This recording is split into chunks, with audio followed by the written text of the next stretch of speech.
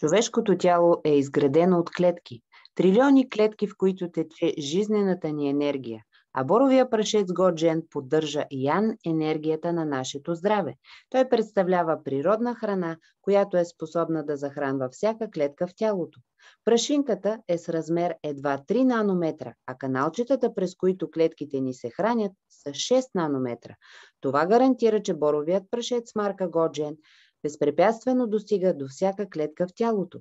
Научно доказано е, че природата е събрала в тези 3 нанометра 268 хранителни вещества, витамини, минерали, ензими, аминокиселини, растителни влакнини и много други, които са суровина за поддържане на правилните жизнени процеси във всяка клетка.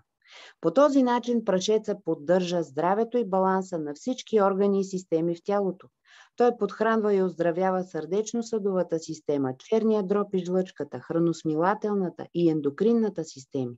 Възстановява здравето и функциите на белите дробове, нервната система и пикочополовата система. Той е мощен адаптоген, имуномодулатор и ни предпазва от вируси, бактерии, паразити, както и от автоимунни и дори ракови заболявания. И не е нужно да се прави нещо допълнително. Природата ни е създала да се самовъзстановяваме и самооздравяваме, благодарение на това, което получаваме от храната. А от прашеца получаваме 268 хранителни вещества, които тялото само разпределя и насочва към най-слабите зони в тялото.